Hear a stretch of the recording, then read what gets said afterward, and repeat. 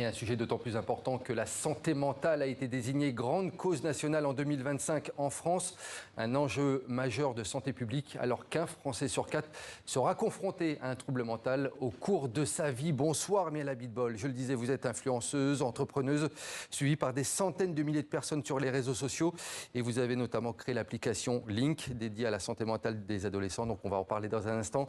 Et à côté de vous, la cofondatrice de cette application, le docteur Claire Morin. Vous êtes médecin psychiatre. Merci à toutes les deux d'être sur le plateau du 64 minutes. Claire Morin, je me tourne avant tout et pour commencer vers vous. La santé mentale, c'est un terme qu'on emploie souvent, mais je suis sûr qu'il y a beaucoup de téléspectateurs qui ne savent pas quelle est la signification de la santé mentale, en quelques mots. La santé mentale, en fait, c'est un bon équilibre psychique. C'est arriver à fonctionner au quotidien, voilà, se sentir bien dans toutes les activités qu'on peut faire, se sentir intégré là où l'on est, avoir un bien-être total sur le plan de son psychisme, c'est-à-dire de sa pensée, de son humeur, de tout ce que l'on peut être, dans tout ce que l'on peut penser, tout ce que l'on peut ressentir. Et je le disais, un Français sur 4 sera confronté à un trouble mental au cours de sa vie. Miel Abitbol, vous avez été confronté à la santé mentale quand vous étiez adolescente, très jeune. Quel a été votre témoignage par rapport à ça qui vous a donné envie de vous impliquer dans ce combat? Moi, je suis depuis toujours sur les réseaux sociaux, enfin depuis que j'ai 10 ans. Et quand j'étais plus jeune, donc vers mes 12, 13, 14 ans, 15 ans, j'ai eu des grosses difficultés mentales, donc que ce soit la dépression, harcèlement scolaire, comme vous l'avez dit, troubles alimentaires. J'ai un peu fait la totale et c'est vrai que moi, j'ai toujours tout partagé ouvertement sur les réseaux. C'est ça, sur les réseaux sociaux. J'ai jamais eu honte de ce que j'ai vécu parce qu'en fait, je me suis rendu compte avec le temps que j'étais pas seule. Et je pense que ça, c'est un des sentiments le plus fort qu'on a quand on a des souffrances psychiques. C'est qu'on se sent très isolé, très seul. Et en partageant tout sur les réseaux sociaux, je me suis rendu compte de la détresse de toute ma génération. En fait, il y a énormément de jeunes qui vont mal et qui m'ont témoigné, qui m'ont envoyé des messages, qui m'ont dit que ça allait pas. Et vous ne trouviez pas, à titre personnel, de réponse auprès des adultes, auprès des enseignants, auprès de votre entourage? C'était difficile? C'était très compliqué, surtout quand on est jeune. Je pense quand on a des problèmes, on a vachement honte d'en parler, on a peur d'en parler. Surtout qu'il y a quelques années encore, c'était encore plus tabou comme sujet. Aujourd'hui, je pense que les jeunes, et enfin même les plus grands, arrivent de mieux en mieux à en parler. Mais c'est vrai que la santé mentale, c'est un sujet vachement tabou, vachement repoussé, vachement minimisé aussi chez les jeunes. Comme quoi, c'est juste la crise d'adolescence et tout, alors que malheureusement, parfois, c'est bien plus profond que ça. Clairement, comment on explique justement que les adultes n'arrivent pas à jouer leur rôle, souvent avec les plus jeunes, dans ces questions de santé mentale? Il y a plein de raisons à ça, c'est multifactoriel. Effectivement, tout ce qui est les réseaux sociaux ont une grande part là-dedans, c'est-à-dire que les adultes d'aujourd'hui n'ont pas grandi dans un monde avec les réseaux sociaux, ce qui fait que les jeunes se retrouvent confrontés à un monde que les adultes ont plus de mal à comprendre et aussi plus de mal à apprivoiser.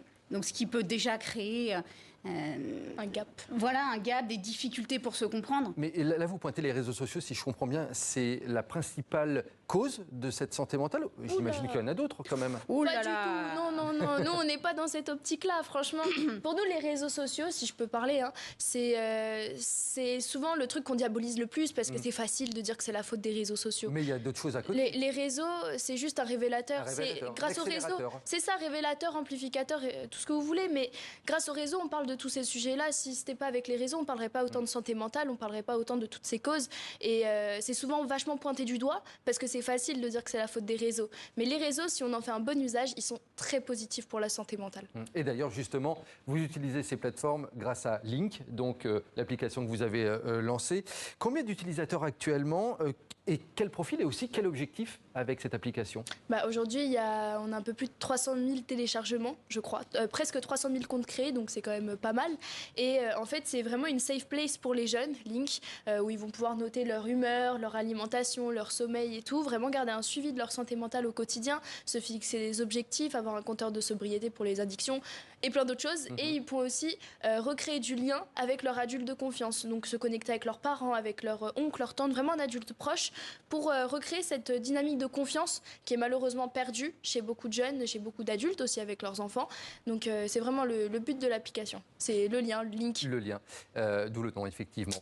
Claire Morin, comment on explique justement ce désamour entre les plus jeunes et les adultes et ce manque de dialogue entre les deux, surtout lorsque les plus jeunes vont mal? Est-ce que c'est un phénomène nouveau et comment vous l'expliquez? On ne pourrait pas parler de désamour. Je pense qu'au contraire, il y a une véritable envie. Et d'ailleurs, toutes les personnes qui ont téléchargé l'application vont dans ce sens-là. C'est de dire, on a envie de recréer ce lien, on a envie que nos parents nous comprennent, on a envie aussi de comprendre nos parents, on a envie de se sentir bien à l'école, on a envie de grandir dans un monde qui soit serein. Parce qu'il y a aussi énormément d'anxiété par rapport à la politique, par rapport à l'environnement, par rapport à l'évolution du monde. Voilà, l'évolution globale du monde. Et l'idée, c'est comment, dans ce monde-là, avec des adultes de confiance, on peut recréer ce lien pour justement se sentir en sécurité pour avancer.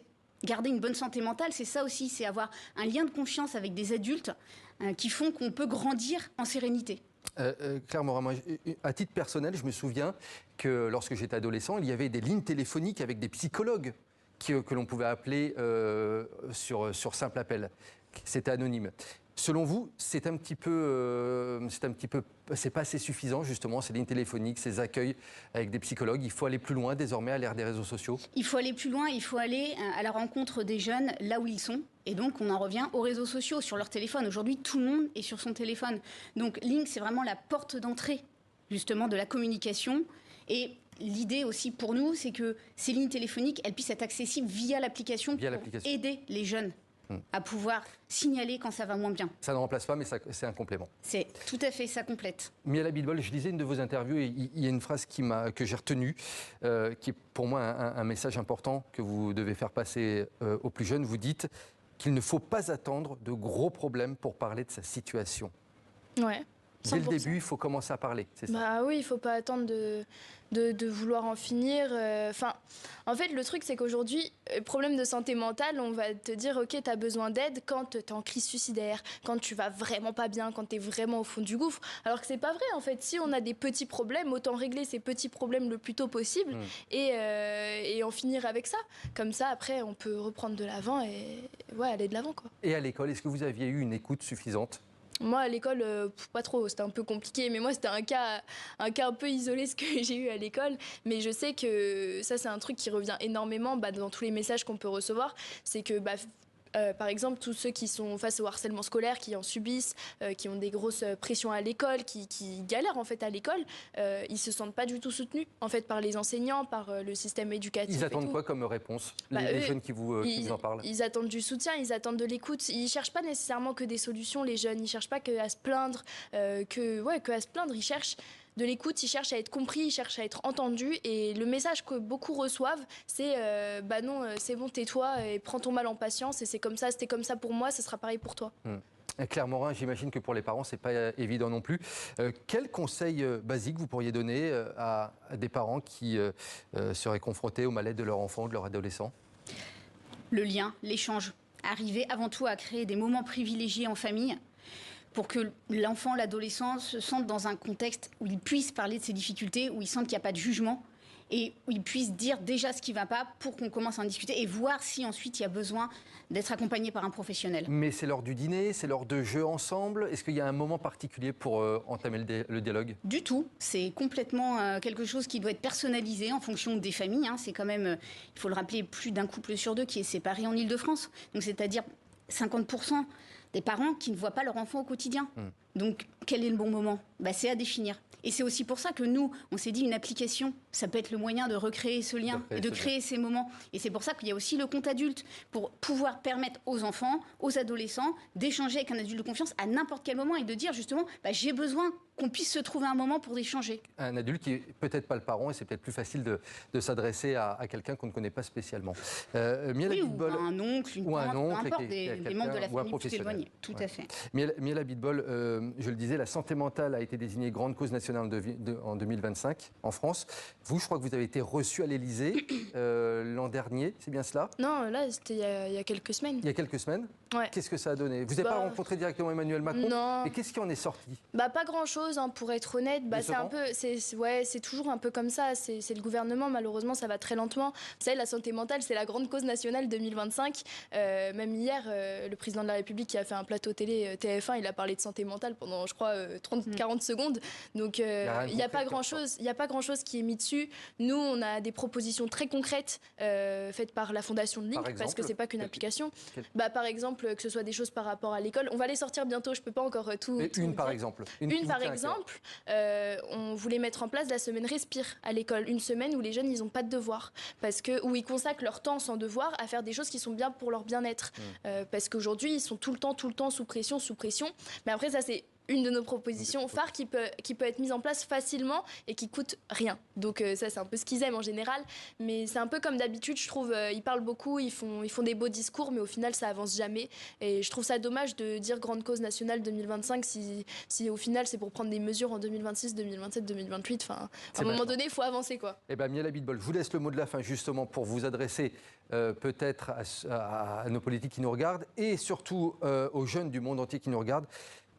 Qu'est-ce que vous pourriez leur dire à ces jeunes qui seraient peut-être confrontés à des problèmes de santé mentale ou à des problèmes de dépression ou autres? Moi, je leur dirais d'en parler. Je leur dirais qu'il faut pas garder ces problèmes pour soi, que c'est pas facile d'en parler, mais c'est encore plus difficile de rester seul dans ses problèmes et de se lamenter dans son lit au bout de sa vie. Donc franchement, parlez-en, trouvez des personnes bienveillantes autour de vous. Il y a toujours quelqu'un qui peut vous aider. Vous n'êtes jamais seul. On n'est jamais seul en fait dans ces problèmes-là. Et en parler, vous l'avez bien fait ce soir toutes les deux. Docteur Claire Morin, Miel Abitbol, merci beaucoup. Merci. Je rappelle Merci votre application Link qui permet donc de pouvoir mettre en relation des jeunes et des adultes et de parler de tout ça. Merci à toutes les deux d'être venues sur le plateau de 64 minutes.